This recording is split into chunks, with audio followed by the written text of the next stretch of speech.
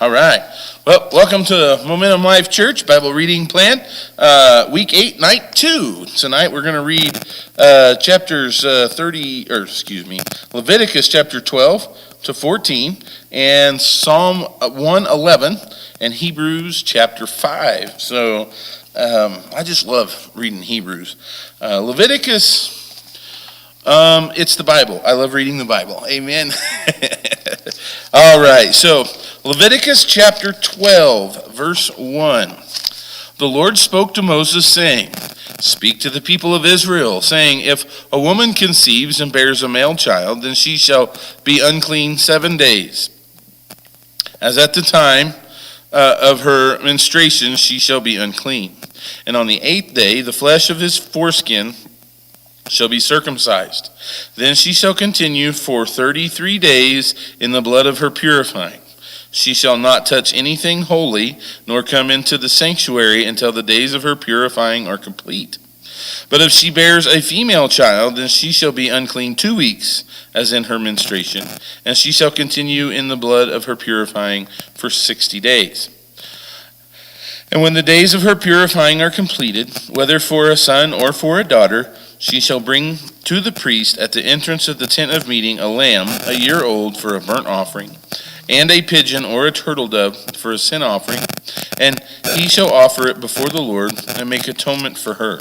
Then she shall be clean from her flow of blood. This is the law for her who bears a child, either male or female. And if she cannot afford a lamb, then she shall take 2 turtle doves or 2 pigeons, one for a burnt offering and the other for a sin offering, and the priest shall make atonement for her, and she shall be clean." I know I said I'm not ever going to preach with all this stuff, but I want to give you a little tidbit. That right there is why we know that Mary and Joseph were poor, because they offered 2 turtle doves when Jesus was born. All right, so that's Bible study, not preaching. Chapter 13. The Lord spoke to Moses and Aaron, saying, "When a person has on the skin of his body a swelling or an eruption or a spot, and it turns into a case of leprous disease on the skin of his body, then he shall be brought to Aaron the priest, or to one of his sons the priest, and the priest shall examine the diseased area on the skin of his body. And if the hair in the diseased area has turned white, and the disease appears to be deeper than the skin of his body, it is a cause of leprous disease. When the priest has examined him, he shall pronounce him unclean. But if the spot is white in the skin of his body and appears no deeper than the skin, then the hair in it has not turned white, then the priest shall shut up the diseased person for 7 days. And then the priest shall examine him on the 7th day. And if in his eyes the disease is checked, and the disease has not spread in the skin, then the priest shall shut him up for another 7 days. And the priest shall examine him again on the 7th day. And if the diseased area has faded, and the disease has not spread in the skin, then the priest shall pronounce him clean. It is only an eruption, and he shall wash his clothes and be clean. But if the eruption spreads in the skin after he has shown himself to the priest for his cleansing, he shall appear again before the priest, and the priest shall look. And if the eruption has spread in the skin, then the priest shall pronounce him unclean. It is a leprous disease. When a man is affected with a leprous disease, he shall be brought to the priest, and the priest shall look. And if there is a white swelling in the skin that has turned the hair white, and there is raw flesh in the swelling, it is a chronic leprous disease in the skin of his body, and the priest shall pronounce him unclean. And if the leprous disease breaks out in the skin, so that the leprous disease covers all the skin of the diseased person from head to foot, so far as the priest can see, then the priest shall look, and if the leprous disease has covered all his body, he shall pronounce him clean of the disease. It has all turned white, and he is clean. But when the raw flesh appears on him, he shall be unclean, and the priest shall examine the raw flesh and pronounce him unclean. Raw flesh is unclean, for it is a leprous disease. But if the raw flesh recovers and turns white again, then he shall come to the priest, and the priest shall examine him. And if the disease has been turned white, then the priest shall pronounce the diseased person clean. He is clean. If there is in the skin of one's body a boil, and it heals, and the place of the boil there comes a white swelling or a reddish white spot, then it shall be shown to the priest. And the priest shall look, and if it appears deeper than the skin, and his hair is turned white, then the priest shall pronounce him unclean. In this case of leprous disease that has broken out in the boil. But if the priest examines it and there is no white hair in it, and it is not deeper than the skin, but has faded, then the priest shall shut him up 7 days. And if it spreads in the skin, then the priest shall pronounce him unclean. It is a disease. But if the spot remains in one place and does not spread, it is the scar of the boil, and the priest shall pronounce him clean. Or when the body has a burn on its skin, and the raw flesh of the burn becomes a spot, reddish, white, or white, the priest shall examine it. And if the hair in the spot is turned white and appears deeper than the skin, then it is a leprous disease. It is broken out in the burn, and the priest shall pronounce him unclean. It is the case of leprous disease. But if the priest examines it, then there is no white hair in the spot, and it is no deeper than the skin, but has faded, the priest shall shut him up 7 days. And the priest shall examine him the 7th day. And if it is spreading in the skin, then the priest shall pronounce him unclean. It is a case of leprous disease. But if the spot remains in one place and does not spread in the skin, but has faded, it is swelling from the burn, and the priest shall pronounce him clean. For it is the scar of the burn. When a man or woman has a disease on the head or the beard, the priest shall examine the disease, and if it appears deeper than the skin and the hair in it is yellow and thin, then the priest shall pronounce him unclean. It is an itch, a leprous disease of the head or the beard, and if the priest examines the itching disease, and it appears no deeper than the skin, and there is no black hair in it, then the priest shall shut up the person with the itching disease for 7 days. And on the 7th day the priest shall examine the disease. If the itch has not spread, there it is again. If the itch has not spread, and there is no yellow hair in it, and the itch appears to be no deeper than the skin, then he shall shave himself, but the itch he shall not shave, and the priest shall shut up the person with the itching disease for another 7 days. And on the 7th day the priest shall examine the itch, and if the itch has not spread in the skin, and it appears to be no deeper than the skin, then the priest shall pronounce him clean. And he shall wash his clothes and be clean. But if the itch spreads in the skin after his cleansing, then the priest shall examine him. And if the itch spread in the skin, and the priest if the itch has spread in the skin, the priest need not seek for the yellow hair; he is unclean. But if in his eyes the itch is unchanged, and black hair has grown in it, the itch is healed, and he is clean, and the priest shall pronounce him clean. When a man or a woman has spots on the skin of the body, white spots, the priest shall look, and if the spots on the skin of the body are of dull white, it is leukoderma that has broken out in the skin. He is clean. If a man's hair falls out from his head, he is bald. He is clean. Hallelujah. And if a man's hair falls out from his forehead, he has baldness of the forehead. He is clean. But if there is on the bald head or the bald forehead a reddish white disease area, it is a leprous disease breaking out on his bald head or his bald forehead. Then the priest shall examine him, and if the disease swelling is reddish white on his bald head or in his bald forehead, like the appearance of leprous disease in the skin of the body, he is a leprous man, he is unclean. The priest must pronounce him unclean. His disease is on his head. The leprous person who has the disease shall wear torn clothes, and let the hair of his head hang loose, and he shall cover his upper lip and cry out, "Unclean, unclean." He shall remain unclean as long as he has the disease. He is unclean. He shall live alone. His dwelling shall be outside the camp.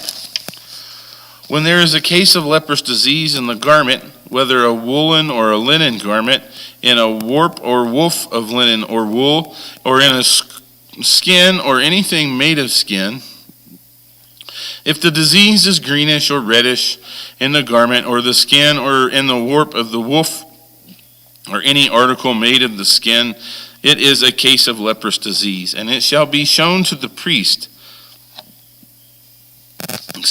And the priest shall examine the disease and shut up what has been diseased for 7 days.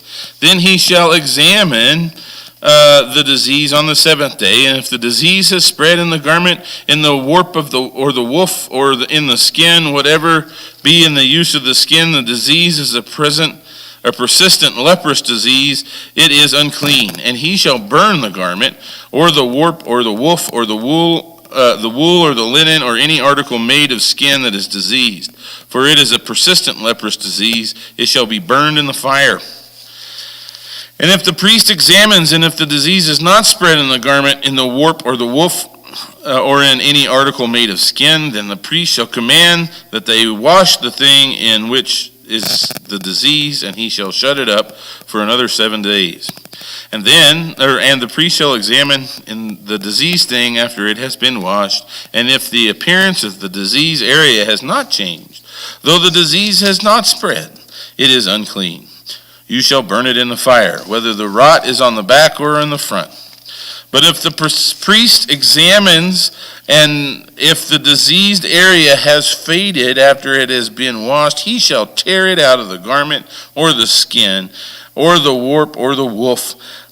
Then if it appears again in the garment, in the warp, or the wolf, or in any article made of skin, it is spreading. You shall burn with fire whatever has the disease.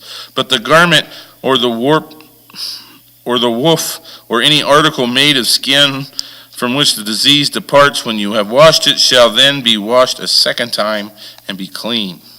This is the law for a case of leprous disease in the garment of wool or linen, either in the warp or the wolf, or in any article made of skin, to determine whether it is clean or unclean.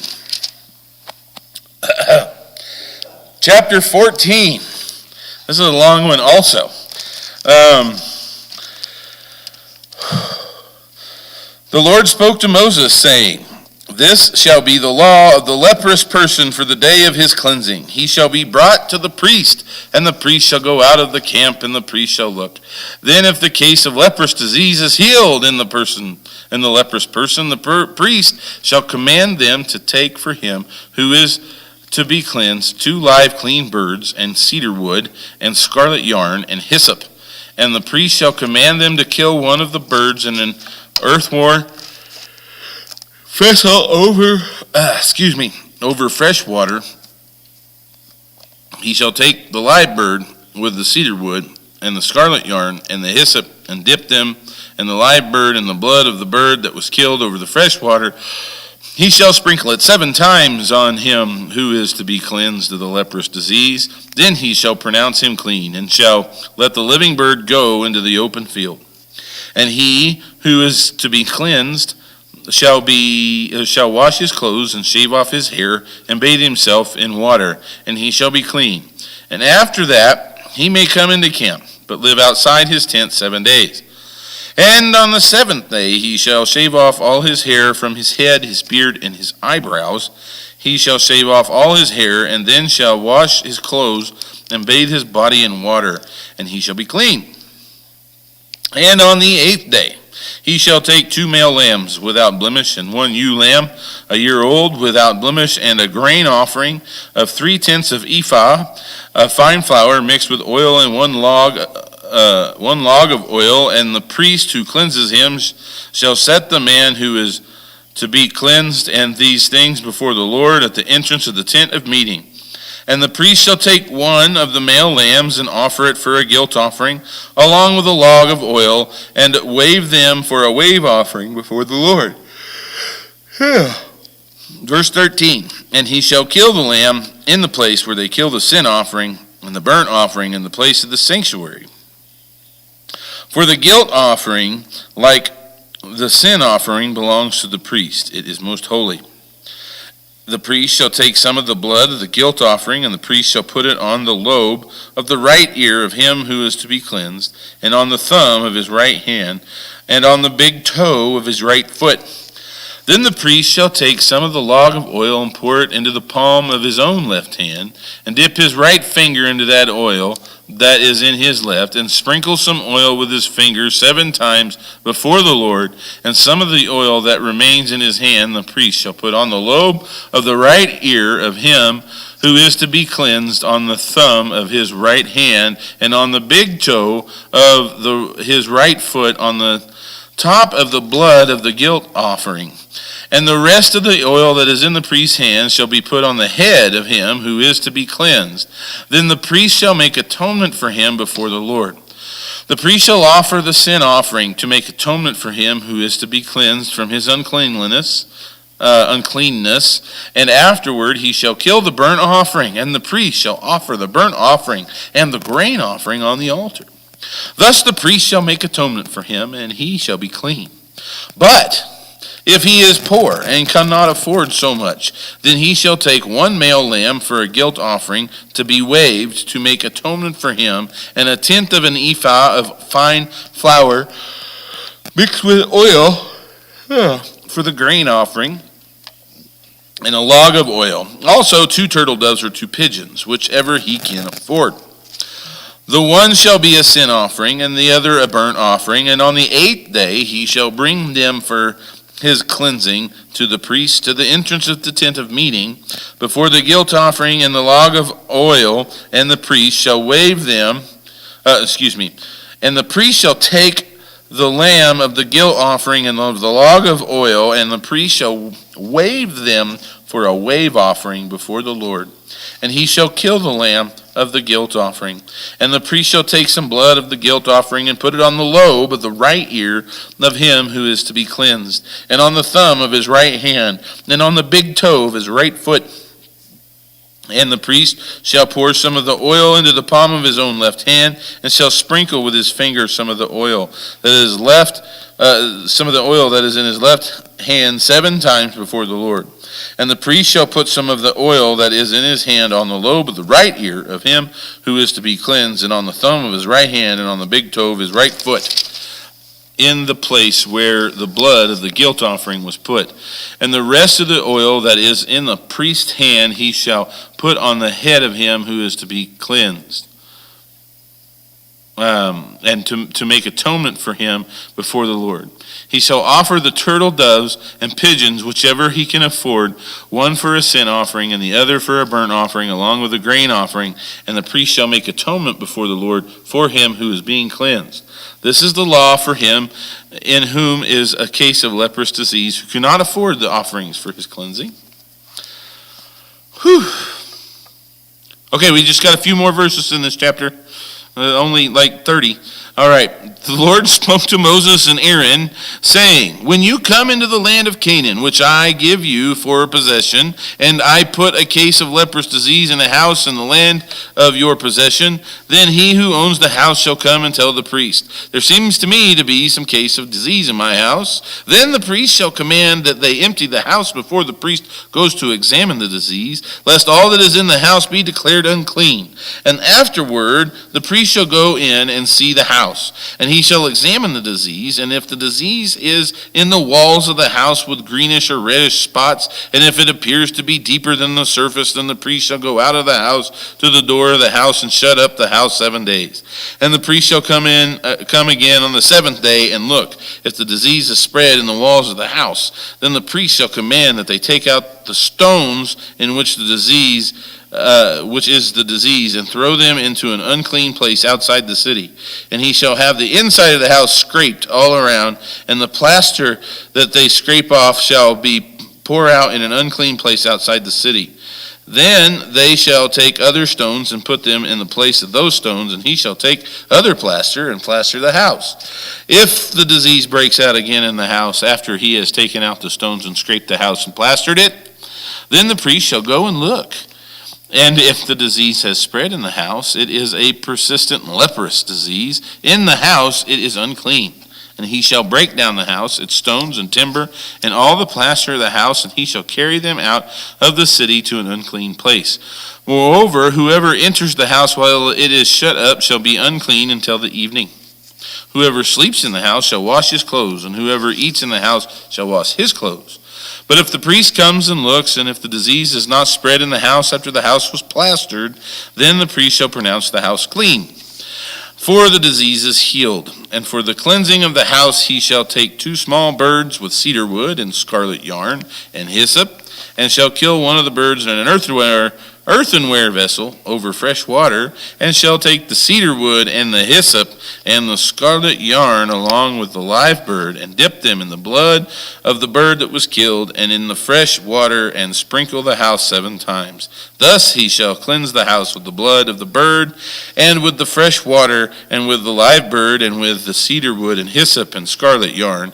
And he shall let the live bird go out of the city into the open country, so he shall make atonement for the house, and it shall be clean. This is the law for any case of leprous disease, for an itch, for leprous disease in the garment or in a house, and for a swelling or an eruption or a spot, to show when it is unclean and when it is clean. This is the law for leprous disease. Aren't you excited? All right, let's go to some other excitement. Psalm 111. Psalm 111. Woohoo! It's not 60 verses long. Woohoo! Oh, all right. Here we go. Psalm 111:1. So that'd be 1111, right? Praise the Lord! I will give thanks to the Lord with my whole heart, in the company of the upright, in the congregation. Great are the works of the Lord, studied by all who delight in them. Full of splendor and majesty in his work, and his righteousness endures forever. He has caused his wondrous works to be remembered. The Lord is gracious and merciful. He provides food for those who fear him. He remembers his covenant forever. He has shown his people the power of his works, and giving them the inheritance of the nations. The works of his hands are faithful and just. All his precepts are trustworthy. They are established forever and ever, to be performed with faithfulness and uprightness. He sent redemption to his people. He has commanded his covenant forever. Holy and awesome is his name. The fear of the Lord is the beginning of wisdom. All those who practice it have a good understanding. His praise endures forever. Woo-hoo. Hebrews chapter 4. Is that right? 5. Hebrews chapter 5. Ooh, that's a long one. It's, 14 verses. All right. Had to make up for what was that other one? It was like 70 verses and then 60 verses. I still love reading it. It's great. All right, Hebrews chapter 5. For every high priest chosen from among men is appointed to act on behalf of men in relation to God, to offer gifts and sacrifices for sins. He can deal gently with the ignorant and wayward, since he himself is beset with weakness. Because of this, he is obligated to offer sacrifice for his own sins, just as he does for those of the people. And no one takes this honor for himself, but only when called by God, just as Aaron was.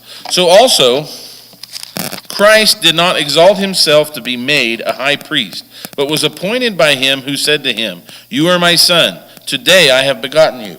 As he says also in another place, "You are a priest forever, after the order of Melchizedek." And in the days of his flesh, Jesus offered up prayers and supplications with loud cries and tears to him who was able to save him from death. And he was heard because of his reverence. Although he was a son, he learned obedience through what he suffered. And he, being made perfect, he became the source of eternal salvation to all who obey him, being designated by God a high priest after the order of Melchizedek. About this we have much to say, and it is hard to explain, since you have become dull of hearing. For though by this time you ought to be teachers, you need someone to teach you again the basic principles of the oracles of God. You need milk, not solid food. For everyone who lives on milk is unskilled in the word of righteousness, since he is a child. But solid food is for the mature, for those who have their powers of discernment trained by constant practice to distinguish good from evil. Woohoo. All right. Well, thank you for joining us tonight. Tomorrow we will do Leviticus chapter 15 to 18, Psalm 31, and Hebrews chapter 6. We'll be in my office tomorrow night because they have a worship team practice tomorrow, so I believe. So thanks for joining us tonight. Have a wonderful, wonderful rest of your evening, and we'll see you tomorrow night here at 6:30 or at 6 o'clock for Bible reading, 6:30 for Celebrate Recovery, and 7 o'clock for Bible study. God bless.